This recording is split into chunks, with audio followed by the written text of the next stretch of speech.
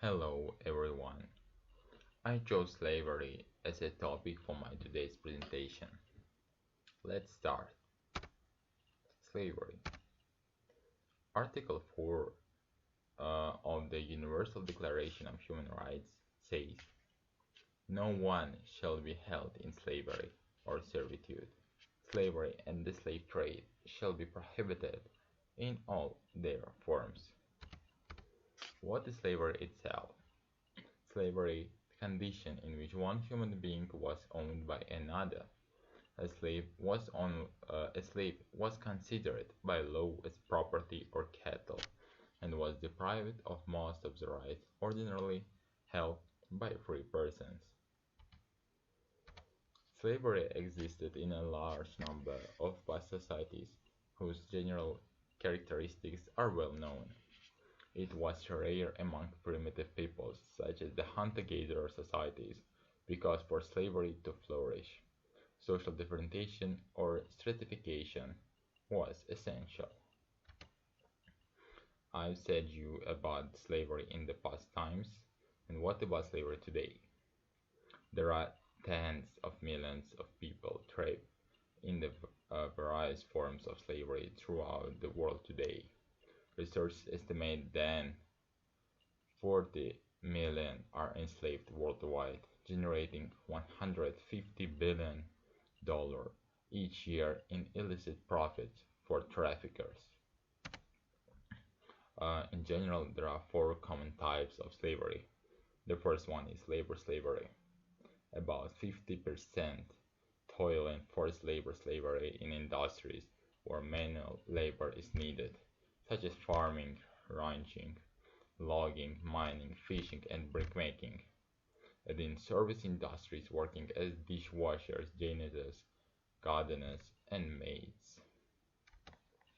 The second is sex slavery.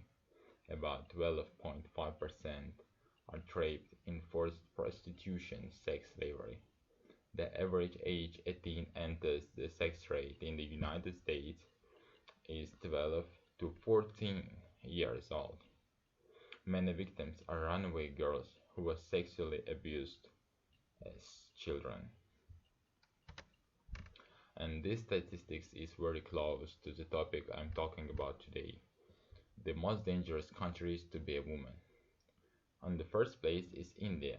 In fact, 4 rape cases happen in India every hour. On the second place is Afghanistan. Third is Syria, and the United States closes top 10. The third type is forced marriage slavery. There are estimated 15.4 million people in forced marriage, and the vast majority of these are girls and women.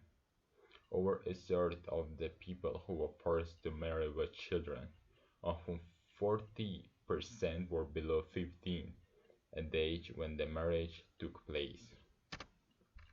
And the last common type is child slavery. 1 in 4 of all victims of trafficking are children involved in forced labor. As many as 1.2 million children are being trafficked each year. The children who are trafficked often work as slaves on farms, mines, and at industrial factories. Worldwide, up to 10 million children are trapped in modern forms of child slavery. Okay, and who's responsible for ensuring this law, anti-slavery law? International law prohibits slavery and slavery-like practices under treaties that have been in force for more than a century. The state has been largely overlooked as a perpetrator or accomplice in the global movement to eradicate modern slavery. The hand of the state can, however, be found in contemporary cases of modern slavery.